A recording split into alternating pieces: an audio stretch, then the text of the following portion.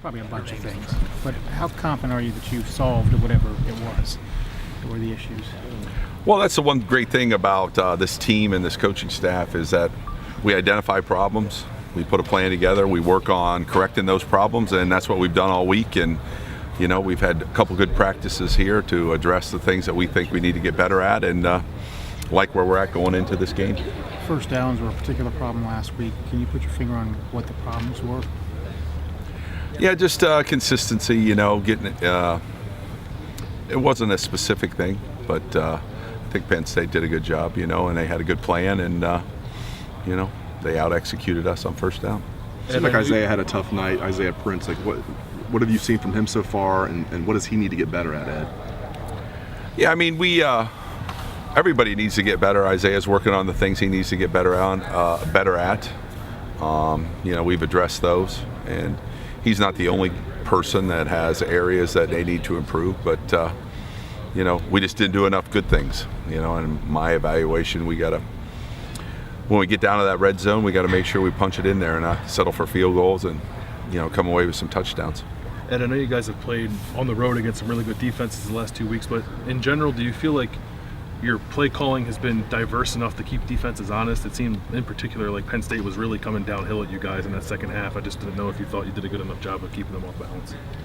Well, we have to do a better job of definitely keeping teams off balance, and you know, they were attacking us and coming after us pretty aggressively, and you know, playing to win. You know, they were behind and they were playing to win, and they were playing aggressive, and you know, they did a nice job in the second half. How much does your list of plays you're comfortable calling change when the game gets tight, or when you're in a tough environment like that? It seems like it gets a little bit shorter from our vantage point. Does it actually, or?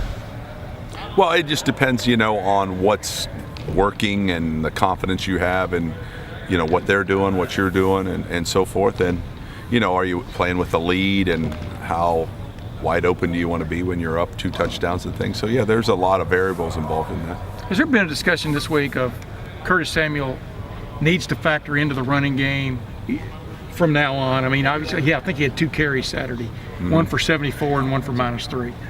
But Yeah. is there? Do you ever go back and just look at that and just go, hey, you know what? Yeah, we always look at, you know, every aspect of it. I know that, yeah, but I mean, But yeah, touches for him. How do you get him the ball? I mean, he had 8 catches though. Yeah. You know, which is, I think, his season high there. So we were trying to get him the ball, and we always do. And yeah, as many times as you can get good athletes the ball in space, that's your objective, and we have to do a better job of that, no question. Hey, we didn't get to talk to you after the game, but y'all threw 43 passes. I think you called maybe 4 or 5 more where JT had ran. Was that sort of the thought going into that night, that y'all were going to throw the ball a lot? Well, again, want to, you know, have some balance. Yeah. You know, have balance in the run game, balance in the passing game. So But 48, 50 passes is a... that's pretty high for us. Yeah.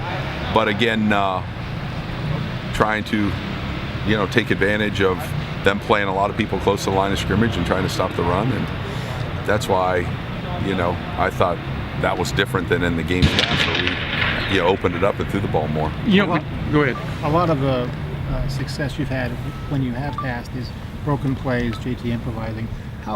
What's your assessment or evaluation of the conventional passing game? Just the drop back, find the guy 15 yards downfield, 20 yards downfield, and connecting. That's an area, you know, that we are constantly pushing to try to get better at. You know, I mean, we need to be able to do that consistently, and that's something that we still can improve on.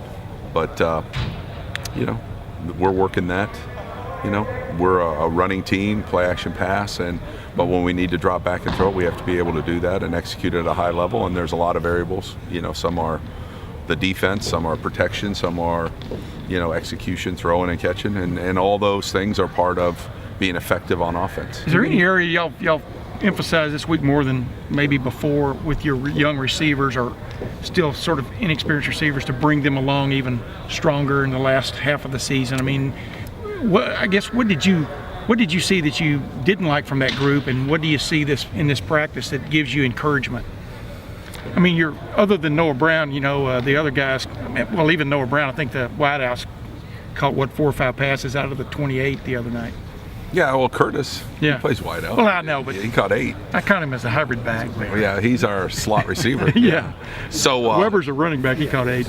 yeah, but I just think that You know what I'm asking? I mean, yeah, and I know those what guys you're come saying. along. Yeah. Yeah, they're coming along. I mean, man coverage is where you have to be able to win. You have to be able to win in man coverage. When people press you up and play tighter, you have to be able to get open. That's something we always work on. We're always pushing that. Our defense plays a lot of man coverage, so we see that every day, and that's the challenge we have, is how to separate, how to execute the throw game and give JT enough time to do that. Ed, could Marcus Baugh be a factor in this? I don't know, getting it corrected. He seemed to show some signs there, even on Saturday night, that he could change things for you guys offensively. Yeah, he made, I think he had 5 catches, and, he can be a big part of our passing game. He gives you a threat in the middle of the defense and out on the edges where he's a big target. We need to use him, and he did some good things in the passing game for us. He could still improve too, just like every position, but that is balance again. If it's not just Noah Brown, it needs to be not just Curtis, it needs to be other guys, and he's a piece that can give you another option. Yeah, the only reason I'm asking about Penn State is because that's the last time we got to see you guys play. We don't get to watch practice and stuff. And y'all are headed to Northwestern, which has video, of course, of what Wisconsin and Penn State went right around. But for example, Marcus Baugh had 5 catches, yet there was a blitz control play. There might have been a touchdown. Are those the things that young players have to go through sometimes too?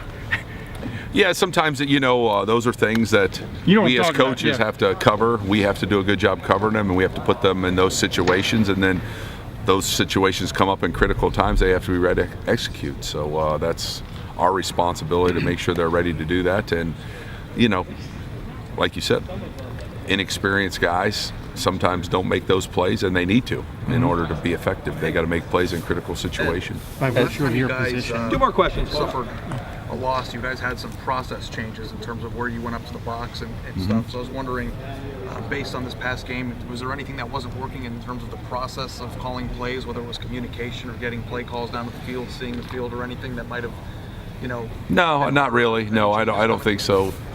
I mean, there's not going to be any, change in that process at all. We're just got to do a better job all across the board. How effective do you feel the opening script has been this season? The play calling script? I don't know. I haven't evaluated that. I mean, we've had some situations where we've been really backed up, coming out, and so sometimes the opening script doesn't apply on the 3-yard line, so I don't really have an answer for that. The offensive coordinator always is the lightning rod that just comes with the position. Yeah, oh yeah. It does. Is there are you smiling? I mean, are you unfazed by criticism? Does it bother you? Just kind of the bunker mentality? Yeah, I mean, that comes with the territory. You get a lot of positive things said when you win by a lot of points, and you get criticism, which comes with the territory when you lose. We have to play better. I have to do a better job. We have to do a better job coaching, play better, execute better. And that all starts with the coaching staff and the preparation, and give our kids a chance. So Is it ever difficult for you though, Ed, to be 1 week, averaging 50 points a game and all the stats, and then 1 week have a hard time on offense, and then the entire fan base is up in arms on whether the play calling is correct?